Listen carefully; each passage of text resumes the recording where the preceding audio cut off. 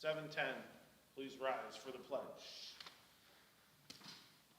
Pledge allegiance to the flag of the United States of America and to the republic for which it stands, one nation, under God, indivisible, with liberty and justice for all. Section 2, public comment. Do we have any public comment? Go once, going twice. Public comment is closed. Item 3, discussion of possible action, financial management summary. We will turn it over to Mr. Bucci. Okay, this month is largely a recap of where we are vis-a-vis July and August and closing out last year. As I indicated in the text that I put together here, there really is little for us to look at for July and August to give us any prognostication of what's going to happen over the course of the year. By the end of September, we will have a better idea. We have a number of teacher resignations and new people getting processed, so we'll know what the fallout of all of that is. Having said that, there is nothing that I know of at this point in time that would cause any variance that would be of any consequence moving forward. There are no big surprises that rear their ugly heads in July and August. So it's really going to be a function of just managing against budgets, and I don't anticipate anything of any consequence. We completed the close. The last time we were here, back on August the 1st, the board approved the revised request for $629,000. On the 16th, Dr. Compton and I appeared before the Board of Selectmen and made our presentation with regard to what was behind last year's budget overrun and what we did to mitigate it. If everyone recalls, it was a larger number. On the 23rd, we appeared before the Board of Finance. We did a similar presentation. Both of those boards approved our request, so fiscal 22 is closed out. If you look in your packet of materials, there are two reports. There's a financial report for the 2 months ended August, and then there's also a final annual financial report for last year. You will see that we came in at exactly $629,000 over budget. So we closed out the year at $35,992,000. When you look at the financial report for the 2 months ended, you will see those numbers now appear in the column for the actual fiscal year ending of last year, and those will appear every month now as we move forward. As it relates to the audit,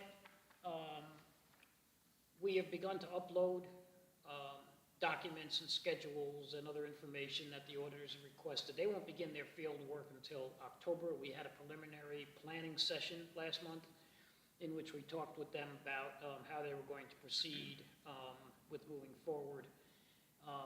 We've established a direct relationship with them, so when they have questions about BOE, they come to me. When they have questions about the town, they go to the town. They don't go to the town and have questions about the BOE. Can I interrupt, just ask a question? Sure. But anyway. Will we get a chance to see the audit report when it comes out? We haven't in the past, that's why I asked. Sure. I'm aware of. You mean with the last year's? Or what they're doing now, they're auditing 2022, correct? Yeah, but that report won't probably be done until first of the year. Yeah, no, I know, Oh, but I'm yeah. just saying, given that you build Absolutely. this rapport with auditors, I haven't seen the audit report from at Okay. least, and given the financial challenges we had last year and your great controls you've added, I Sure. think it'd be nice to see there. Well, I think the thing to understand about the audit report is we are one line Right. in the report. So what you see here, No, I understand. the town reports this as one line, BOE. Right. And so when you look at the audit report, for the most part, it's a town audit, Right. of which we are the most significant fund. Right. Do they audit the grants we received? Is that They also audit the grants, and the grants are ours. So now, I'll go through the rest of this here. Yeah, sorry. So, the summertime is actually extremely busy in the business office because there is a September 1 EFS filing deadline. That's a monster, okay? Because what happened last year, and part of what gave rise to the endless delays in getting the audit done last year was the fact that when they uploaded EFS in September 1 of '21, the state was in the process of changing the grant system. So there was no validation process between the uploaded general fund data and the grant system, and they never uploaded any of the grant information into the system. And so when the state made the connection in the spring of it, plugging out now the new grant system into the state education funding system, we had all kinds of errors popping up. And what I discovered in the process of trying to resolve some of these things was we had never uploaded any grant data. So this summer, we had to sort of scurry and program. It's a matrix. It's a coding matrix, which we take our coding system, and then we lay in the state's, what they call a crosswalk coding system, and then that allows our general ledger, because we use a particular type, to communicate with their system. For grants, it was blank. So we had to start from scratch and code each account so that we could then upload the general fund and the grant fund into EFS. Don't ask me why or how it got this No, way. I'm just, sorry, Chris, but I'm just trying to understand timeline. So if we were delinquent in uploading our grants. No, we weren't delinquent in it just was anything. a- What it was a- happened was, the first step of the validation process is they look at all of our general fund data and they make sure that everything is properly coded and the totals all tie out. They all have a correct coding number. Sure. You get through that process, you think you've made headway. The next process is they reconcile with the grant system. Gives you a whole different set of possible issues to resolve. So what you have to do first is you have to go into the grant system, do all your end of year and end of project reports for any open grant you had in '22 so that you get the grant system correct. So we did that last We year. did that in and this year. July and August. No, we didn't do that last year So- because I was doing that in January of this year. Right, You may that's what I recall was me reporting. trying to say, is That that we they did never- not right. do that. They never closed out the grants last year. They just ignored the whole thing. Right, so like I was saying, we failed to do it last year. Although we weren't delinquent only because, no, I want to point out the technical difference. We weren't delinquent because the grant system, until I got the notice in January telling me I had to have them all done by February 7th, you can still file those. It was But that, my point was, during the time, we had a deadline in September of '21. yes, We did not meet that deadline. they met the deadline, they uploaded a file, it only included the general fund, it didn't include any grant data. So was it and complete or incomplete? It was complete as it was because the state wasn't prepared for the grant data. Okay, thank you.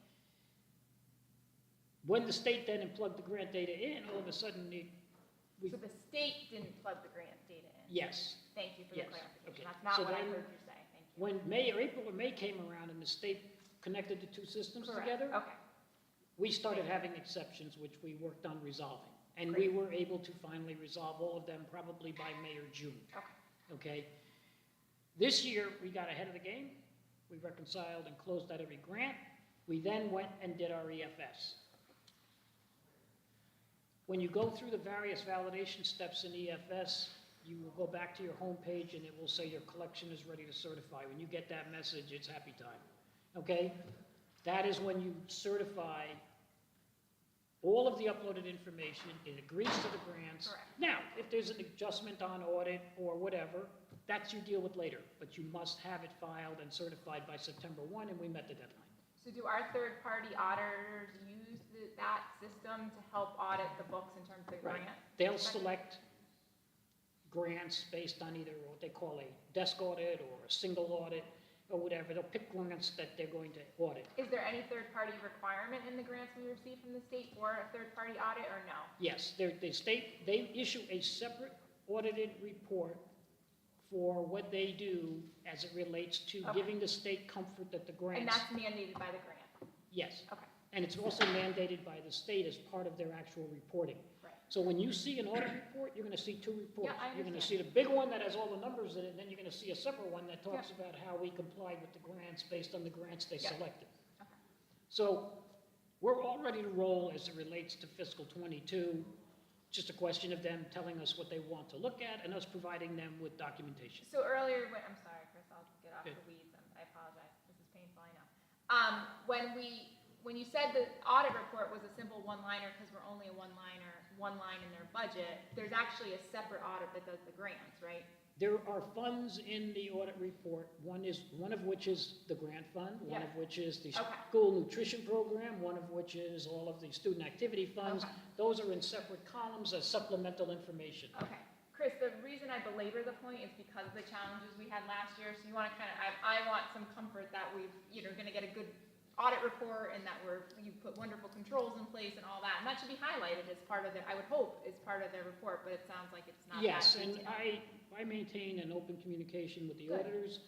That's important. I tell them what I'm doing. I had a preliminary visit from the on-site auditor about 2 weeks ago. He came in, and we talked about, what we've been doing to sort of address some of the internal control weaknesses that they Yeah. cited in last year's report, okay? Right. The reconciliation issue is over. We're fully reconciled with the town, and we're also now reconciling monthly with the town. Yeah, I saw that, that's great. And we don't have any differences of numbers with the town. Great.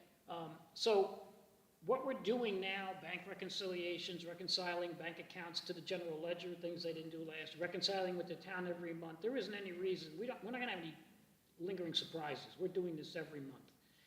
And it's not hard to do when you do it every month, because it's easier to fish through. We've also put in place, we're pulling back, the town was paying a lot of our bills. They were paying bills for Kristen asked me one time, how come I don't see a check on the check register for Anthem? I said, well, because the town pays it and then just bills us for it. We had an incident recently where a funds request went to the town on a form we use that has my name on it that was fraudulent, asking Doug to wire transfer 100 and some odd change out the door. Fortunately, the ABA number and the bank account information was also bogus, and the wire never went out the door. But he came to see me, and I said, Doug, we are going to start doing our own ACHs.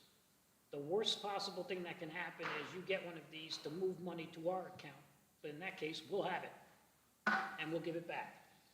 But we don't want you doing third-party ACHs out the door. If we're going to do that, we can do that ourselves by logging into the bank site, and we're setting that up right now. In the meantime, we're going to write checks, and that's what we did last month to pay Anthem. So we're trying to decrease the number of transactions because it increases the efficiency of the reconciliation. Absolutely. And there really isn't any reason for us to be relying on the town to make payments for us. As far as, and the last piece to talk about is, so we've instituted district-wide the PO system. We've made it a requirement. The only things we don't use it for are, somebody puts a check request in for mileage, or, there's incidental stuff that, you can pay off on a voucher. But otherwise, one of the big issues we had last year was these constant surprises because there weren't encumbrances in the system, and there aren't encumbrances because there aren't purchase orders. Purchase requisitions can be prepared by any number of people in the district. It does not become a purchase order until I approve it, Oh, good. period. It doesn't matter how many people approve it before me, I have to approve it. Great. I will look at the budget when I approve it. And I mentioned about the reconciliations and everything else. So where we are right now is we are in really good shape. We've set up all the opening balances. The budgets are set up. I've met with the individual secretaries and gone over the student activity funds.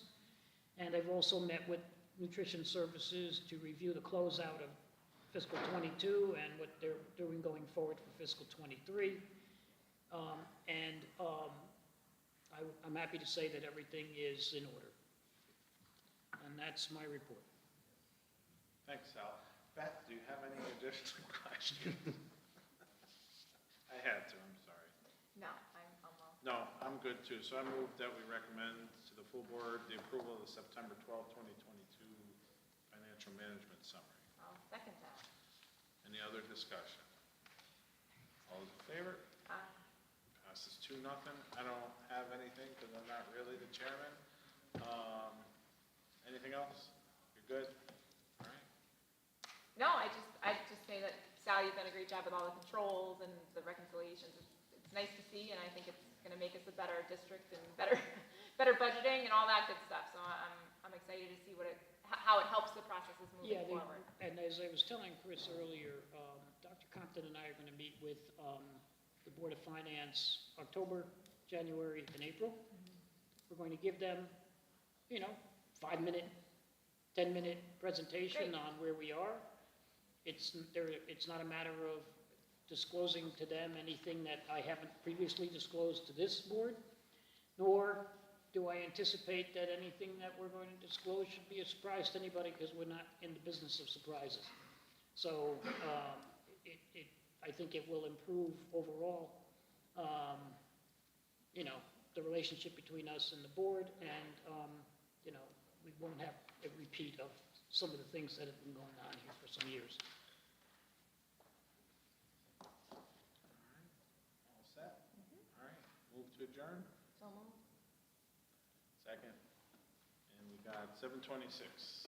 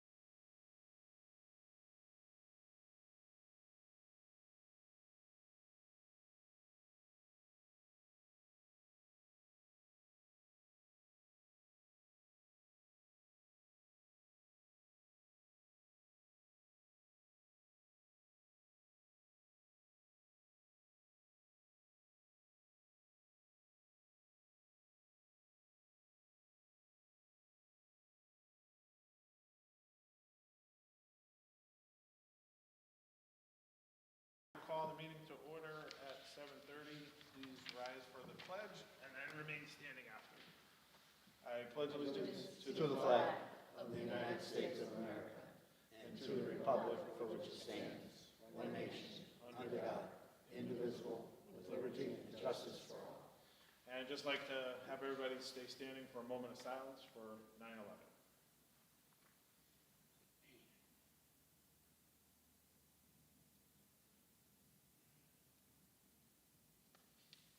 Thank you.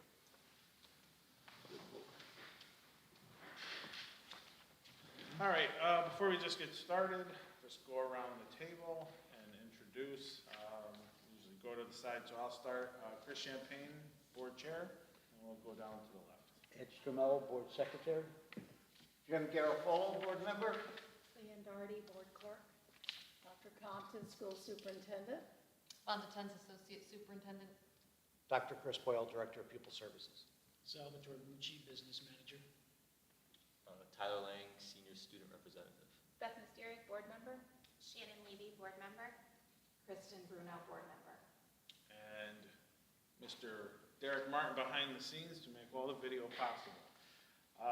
Okay, first up in section 2, we have recognitions. I'm going to turn it over to Dr. Compton for the Champion Program. We're just going to say a few comments. Mrs. Tenza and myself, we're going to be starting what is called Seymour Champions. And it's really an emphasis on kids that are really promoting and showing good character education. Our staff and administration has taken this type of program to the next level. Something I did in New Jersey, but what our staff has done, they've made it even more amazing. But we're going to recognize students from each school each month, and it's to promote good social and emotional learning, and each month there will be a theme.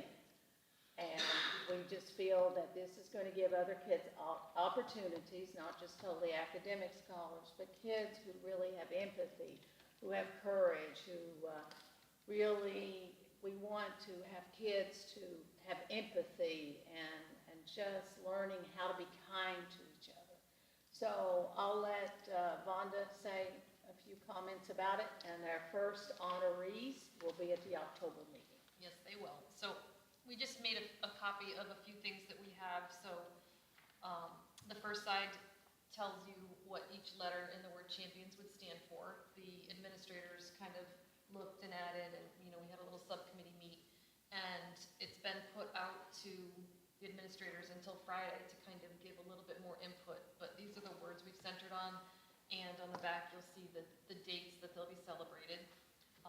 And then I just gave you an example that's being shared with the families for the C for this month that we'll recognize in October, stands for creative.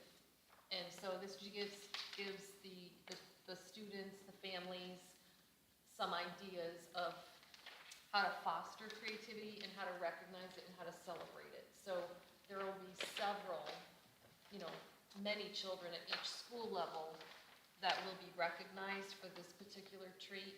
And then the hard job will be to try to pick a few to send to the board meeting to represent their peers at their school and be celebrated. So Dr. Compton brought this idea to the administrators, and I think we're very excited to be able to keep some of why we're here at the meetings every month. Like I said, they did an amazing job with what your administration and staff, counselors, and Mrs. Tenza came up with, and they took it to the next level for me, so I'm very impressed. So how do we submit nominations? Is that internal? or- Internal. And Okay. there's a Google form, Okay. and they're working, to try to make sure that it could be anybody. It could be a custodian that nominates a student. It could be anybody. It doesn't not have to be a teacher. Any of our staff. Any of our staff. We're going to try to extend that to the bus drivers, to try to extend and bridge that relationship as well. Awesome stuff. Any questions about the Champion Program? All right, item 2A2, student recognitions. Mr. Tyler Lang has won the Rensselaer, is that how we say it, medal. And from my understanding, it promotes things like the sciences and stuff like that, and there's some nice rewards for winners. So, I don't know if you have anything to say, I but we just do have have a an few award. comments, but we're so fortunate tonight that Ms. Mysteriak is a graduate of this amazing institute, and we're going to give her the honor of presenting this to Tyler.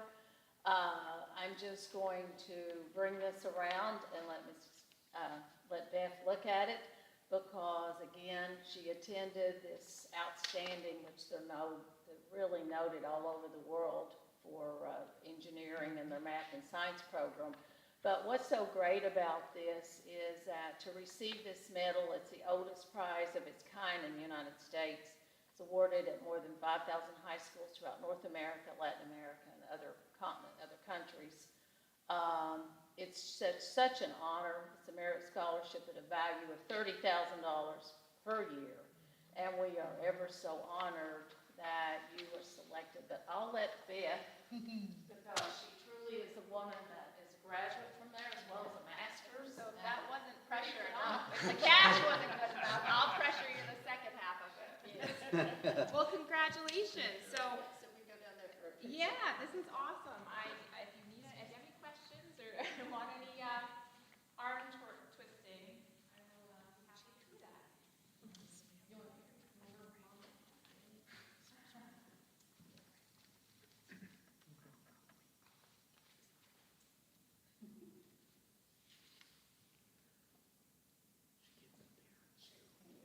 The parents, if you could come up.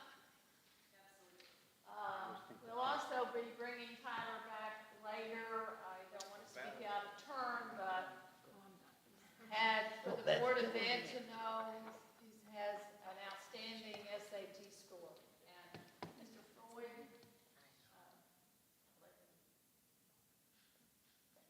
will you come up and get a picture with Tyler? Stay on.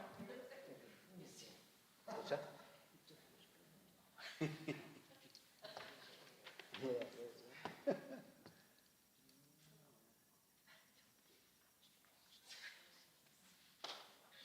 Mr. Freud, is there anything, this is your student. No,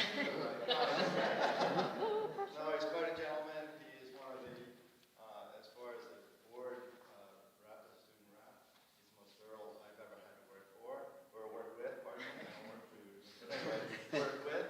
And he pretty much prepares everything. Where many in the past would be my work and that they would just be reading. He does an outstanding job. I'm very proud of him.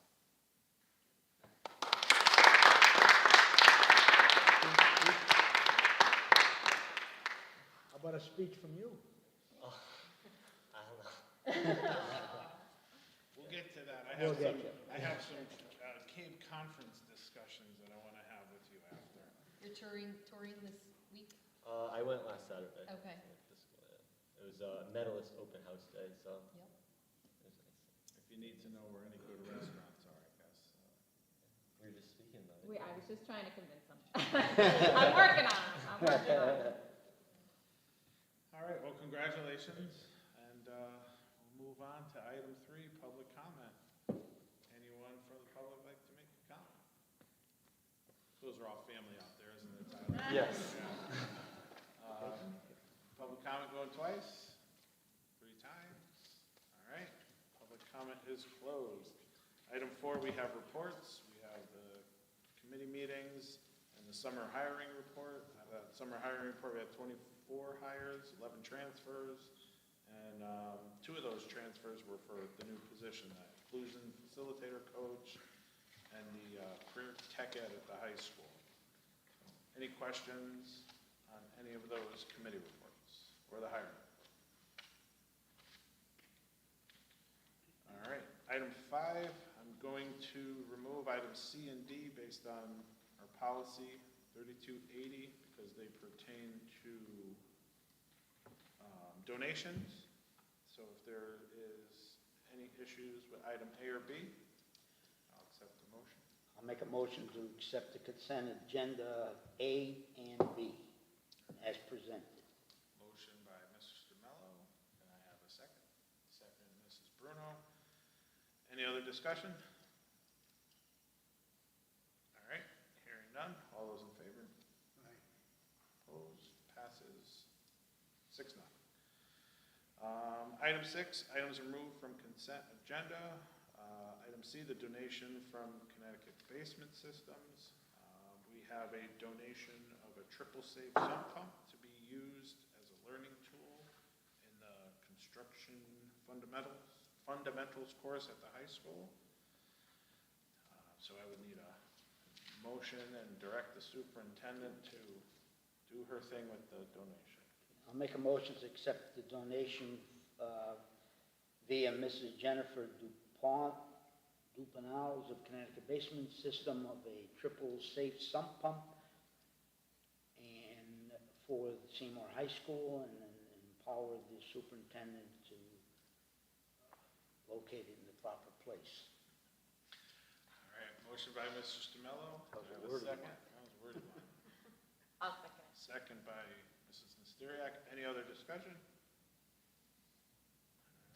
Hearing none. All those in favor?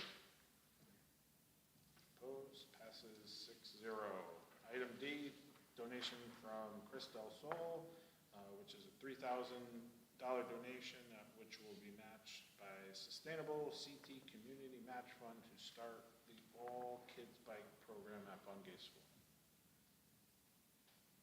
I'll make a motion to accept the donation of $3,000 from Chris Del Sol for the All Kids Bike program at Bungay School. All right, motion by Mrs. Duriak. Do I have a second? I'll second. Second, Mrs. Bruno. Any discussion? What is the All Kids Bike Program?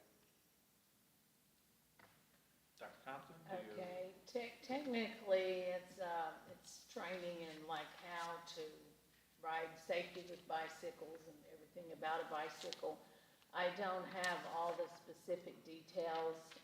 This is something that the physical education teacher has agreed to basically oversee and coordinate in his class.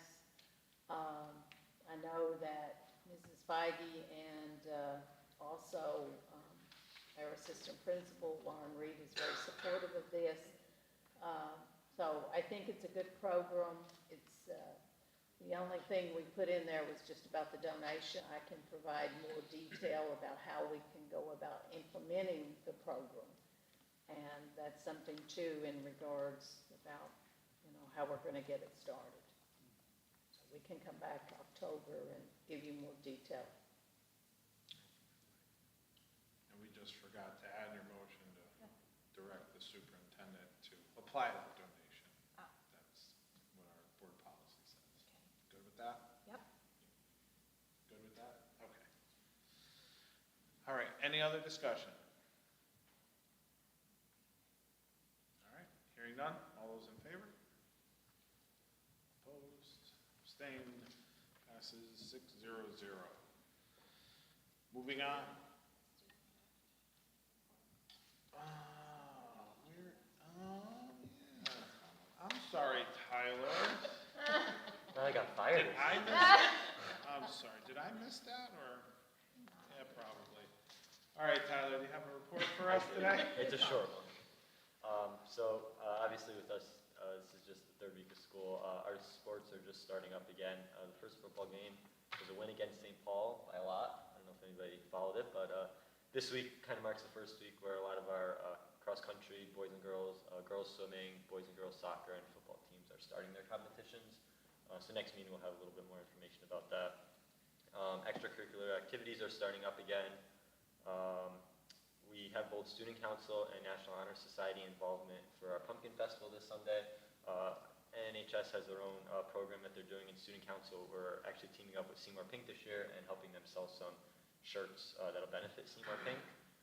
And then Miss Celine and I today just looked through some applicants for to be the junior class representative, and they'll be off to Mr. Freund, so we'll be just talking about that in the next meeting, as we normally do. They'll be starting in the October meeting. Thanks. Any questions for Mr. Lack? All right, well, thank you.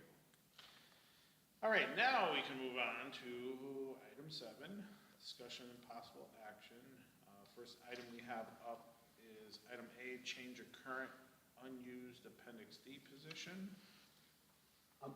Through the chair, Sure. I'll make a motion to approve the recommendation of the superintendent to use the current unused Appendix D position, either small steps or Audubon Club, for the creation of a National Junior Honor Society advisor position at Seymour Middle School. All right, we have a motion by Mr. Scarmello, second by Shannon.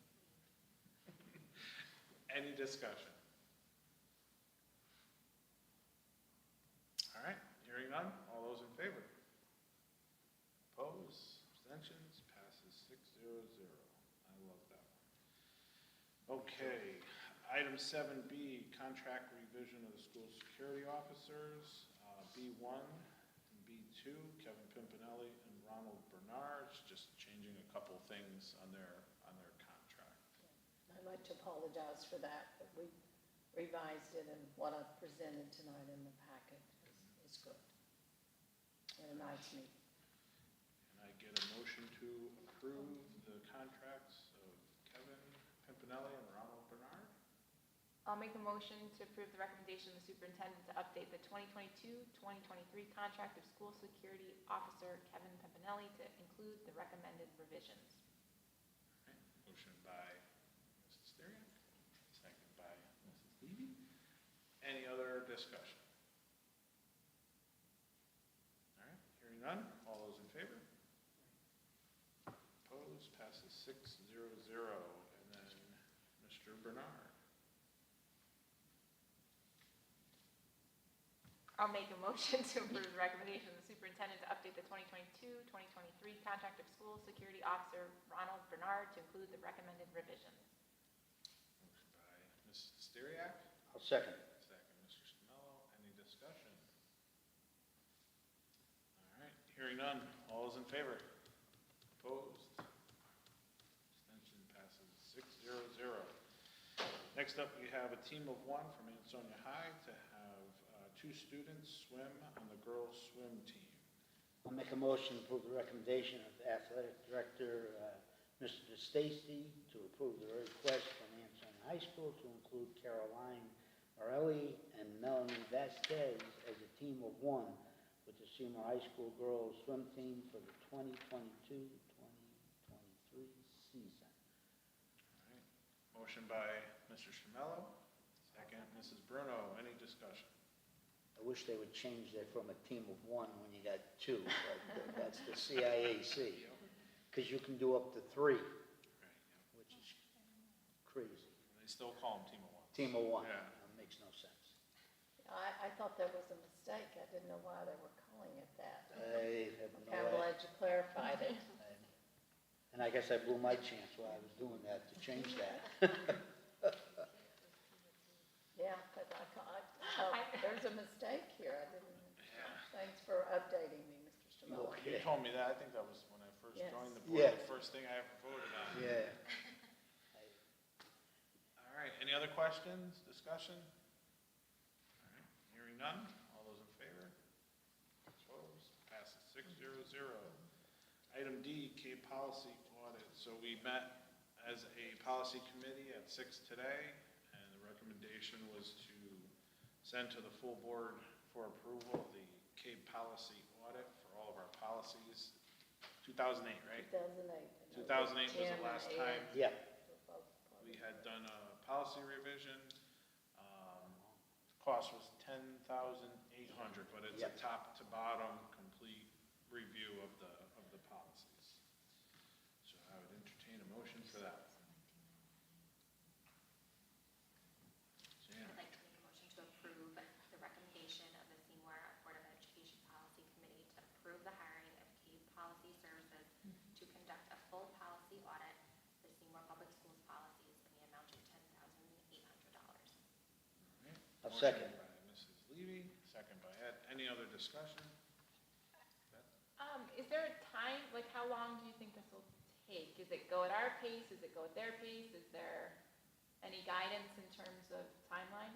I think they'll move pretty quickly, but it may take a few months. Oh, okay. So we're just hoping they'll be going through everything, and also some of our members and former members, just looking back and reviewing and anything that may need to be included from the past agendas and so forth. And it's probably open to anybody too. If anybody has any thoughts about things, you know, that great reading through the policies, if anybody has anything they want to bring to the policy committee's attention or CABE, now's the time, really. Go ahead. So is the process that they review it and come back to us with Yep. recommendations, or we have to go through it? No, Oh, it's they just do they it. do They do all it the and heavy they say, lifting. here's what we recommend? Yeah. Okay. Everything will be totally updated. And then any of the changes The We have to policy committee go through the reviews. policy Got it. committee, and there's probably going to be a lot of wordy motions at that next board meeting. And through the chair, Yep. when we did it last time, to go through it by the numbers, the 1,000, 2,000, 3, and then it'll be up to us to prioritize which ones we want to tackle first, because and they'll come out at least once to us to talk to us about it. And then, you know, we'll decide which ones we want to tackle. It takes months, it could take a year to complete it, but by having the audit, they'll give us a heads up and save us some time, but it's still the same process. Because, you know, I look back at my notes from the last time, and it was a good year we worked on that at least. And then we still technically, because the state legislators and all of their wisdom always try to change things, like they know better about education than those of us in the education business. And that was a little dig at the legislators.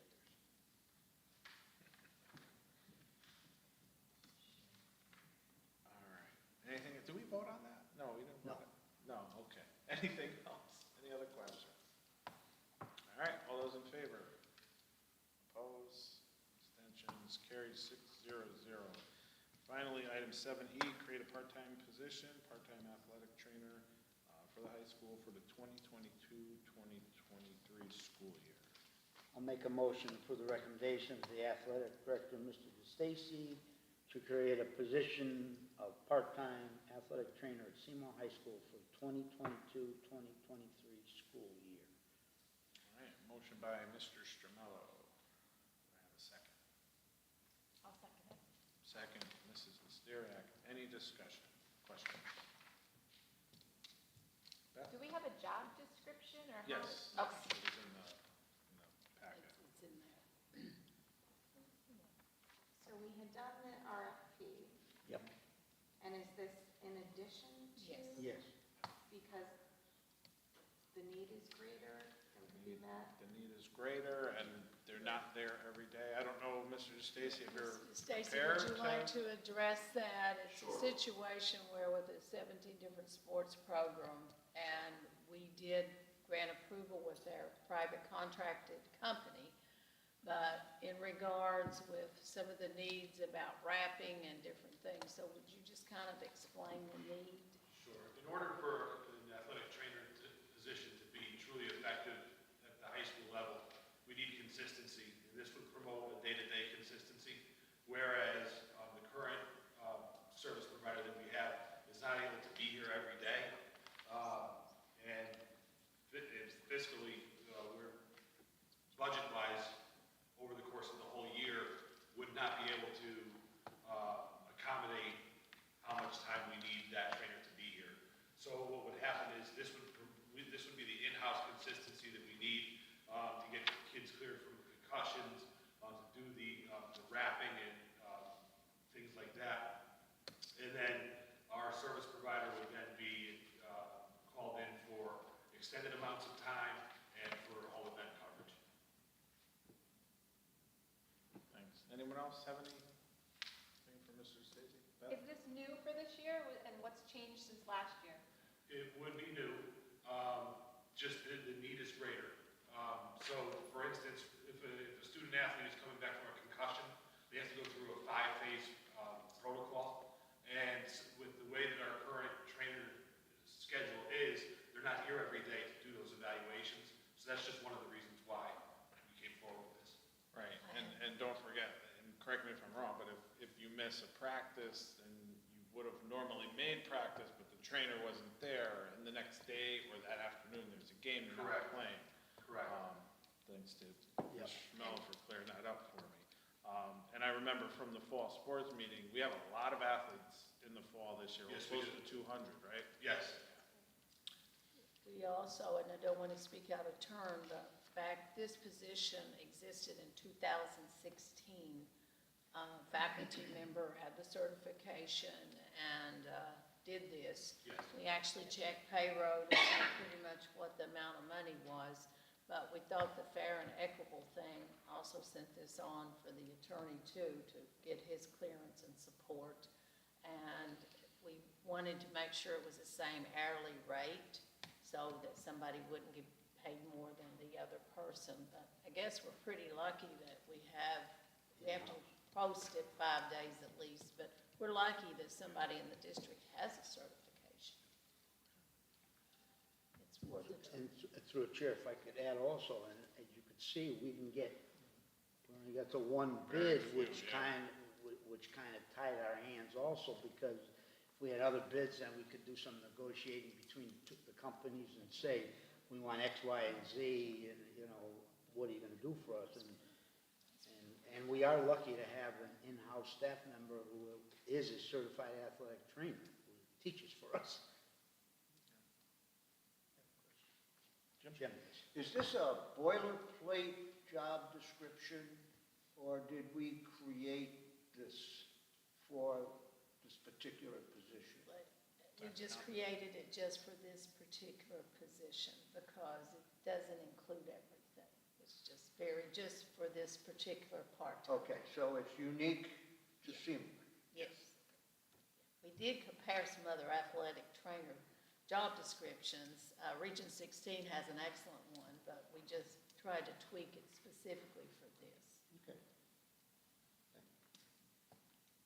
And then we have funding within the budget for this position. Yes, basically, when we've looked at the expenses, we followed during the COVID years, there were hardly any expenses because there was no sports, especially the one year.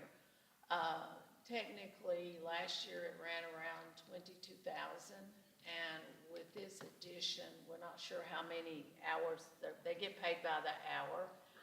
This one has limitations, and that's also put in your packet. I think it's basically $3,000, one's $3,600 for the other season, so fall season, winter season, and spring season. I asked him to have definite timelines and definite hours, and he did that. I have one last question. Sure. Yeah. Would this person be responsible in any way, shape, or form for any transportation of a student who may have been injured and needs immediate off-site? No, because this trainer will not be covering events. It's strictly just for the immediate after-school needs of clearing injuries, clearing concussions, and doing the other necessary prep work for the athletes. Okay.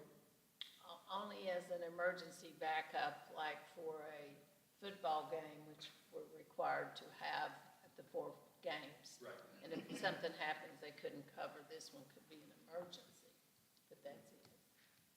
All right. Anyone else? All right, thank you, Mr. Stacy. All right, hearing none, all those in favor? Opposed? Abstentions? Passes 6-0-0. Item 8, we have information on the hiring. Lots of hiring, lots of transfers, some resignations, and our Appendix D positions. Any questions on any of those? Now, we do exit interviews on resignations, don't we? Yes, and we're sending also written interviews, and I'm trying to conduct as many in person and sometimes on the phone. Thank you. Yeah, we've had a few resignations, to be very upfront. about where people have been able to get jobs if they don't live in the Seymour area, if they've been able to get, two were able to get jobs right in their hometown. We've had at least 3 of those people. With gas prices and different things, they,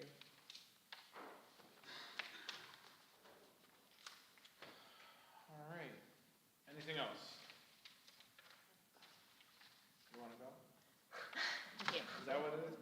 I just want you to stick around for Yeah. one Yeah. second because it kind of pertains a little bit to you. Anyone else on the hiring or transfers or anything? What, you got to study or something? September, you don't need to study. Don't listen to him. All right, item 9, Board of Ed comments. I'll kind of jump up on my piece here because Mr. Chamello and I and Mrs. Stiriak went to the CABE Leadership Conference. And one of the things that we actually talk about is student voice.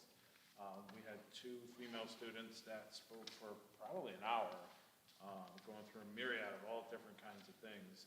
And one of the things that they said they would have appreciated is asking the students. So we might, everybody feel free to ask Tyler what he thinks on any of the issues.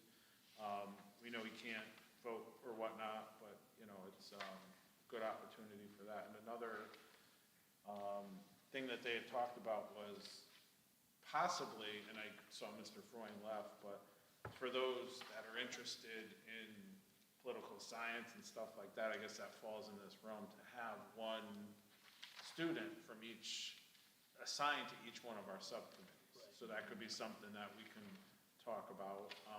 And it doesn't always have to be high achievers, it could be athletes, it could be students in clubs and whatnot, just to give that experience.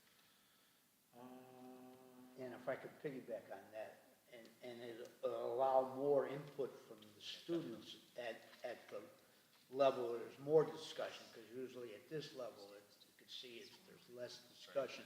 But when you have the subcommittee meetings, usually you have more opportunity to discuss things. That'd be great, very open. Yeah, that'd be good. I think that was it from the student voice. If you wanted to take off, you can go, I'll keep going. I won't be ashamed if you leave. Thank you. Most of my stuff is from that CABE Summer Conference. Beth and Ed, you can chime in.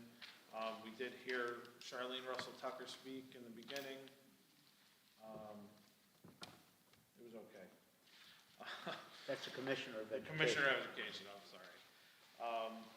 They did go through some of the Learning Hub stuff. I'll send you guys the links to that, the Go Open Connecticut EdSite CT. There's a lot of standards, design practices that they have on there that they base all of the curriculum and stuff after. It was pretty interesting. I fiddled around with it a little bit. One of the other topics was supportive climate, and they talked about how, as a board, we should be role models for the students. You know, and I don't remember who it was, but they talked about having a liaison on the board at each of the schools to attend events, fundraisers, things like that. And I actually reached out today to the PTA and Parent Council to get their schedules. I'm hoping that the presidents or whoever can come and talk at our board meetings, and maybe we can get more involved and not just be sitting in the room when budget time is coming to, spread that word.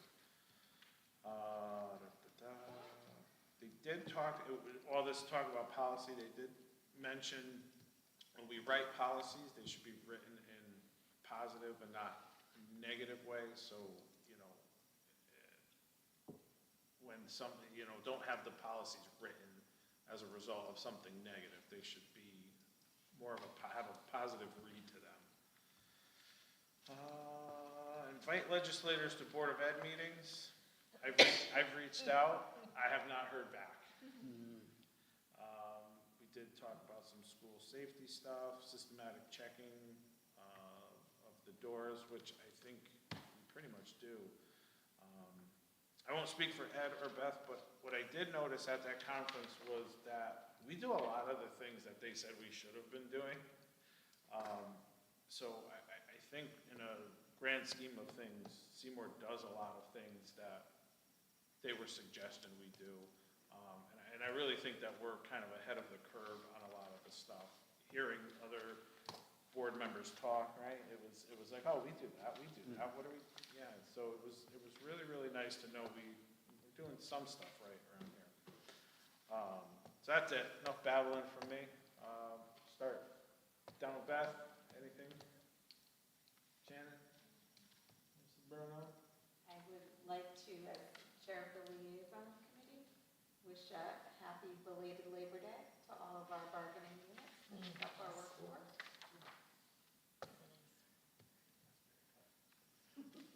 Anything, Mr. Smello? Yeah, well, I was, I filled in for you, obviously, on the opening day for the staff, because you were there. And what I liked, and as a grandparent and a former parent, I liked when our director of security talked about active shooters and stuff like that, bringing into mind of the staff, and especially the idea of not propping open doors, not even one.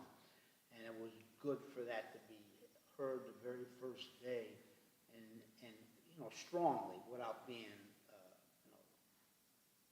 mean sounding. It was just, and I thought that was a great reminder and made me feel, as I said, as a parent and a grandparent, safer. Just hearing that being reminded to the staff. That's all I have. Mr. Garofalo? No, All I have set. nothing. All right, turn it over to Dr. Compton for the super report. Yes, I'd just like to mention the enrollment is approximately 2,136 students. This will be in the updates that you're supposed to have gotten today. I will send them out tomorrow. We still had some finishing things with the board meeting tonight.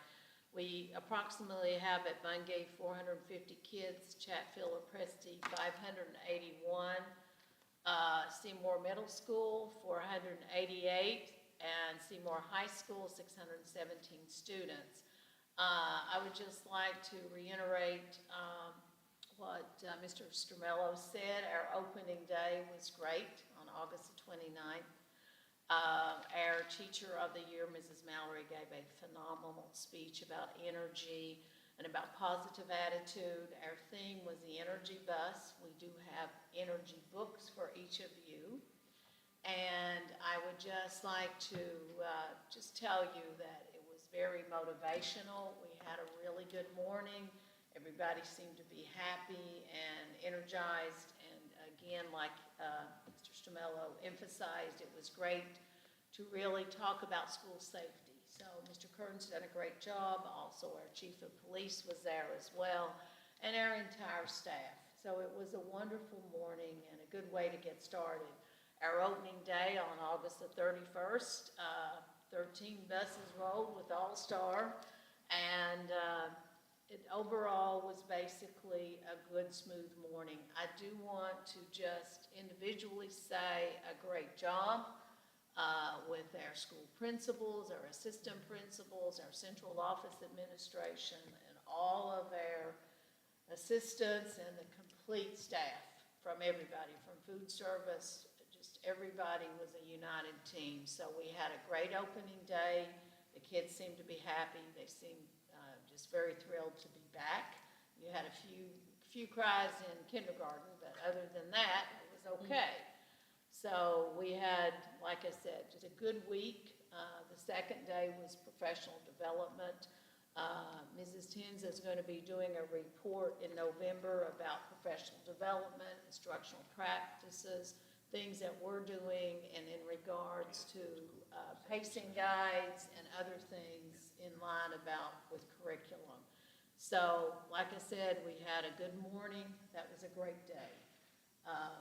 And also our administrative retreat on August the 16th was great. We had it up in Industrial Parkway with Connecticut Basements, and we really had a good day of discussion, a lot of good feedback. So I just wanted to report on that. I would like to invite all of you, Mr. Stanek with the building chair committee, and Mr. Stomello is on that committee. They meet tomorrow night, 7 o'clock, at the high school in the life skills room in that annex part of the wing of the board. We want to invite you to come and see it if you haven't had the opportunity. If you can't come tomorrow night at 7 o'clock, let me know and we'll work up an individual time. I've showed Stefan, Jay's had a personal visit, so some Kristen Bruno that evening got to have a visit as well. So if you've not had an opportunity, I want to extend that out, but you're welcome to come tomorrow night just for the beginning of the meeting. So I just wanted to emphasize that, so just let you be aware. A lot of progress is happening up there. I want to say a special thank you to Tim Connors for all his hard work, and to Mr. Stanek in regards to chairing that, and Ed Stromello, the 5 people who've been on this committee, building committee, spent a lot of time, a lot of meetings. Any questions for Dr. Compton? Or any of them on that table? All right, thank you. All right, we are on to item 10, Superintendent Performance Evaluation Follow-Up. Okay, I'll make a motion that the board enter executive session for discussion of the employment, performance, and evaluation of the superintendent of schools, and further move that Dr. Susan Compton be invited to participate in the executive session. Motion by Mr. Stromello. Do I have a second? Levy? All those in favor?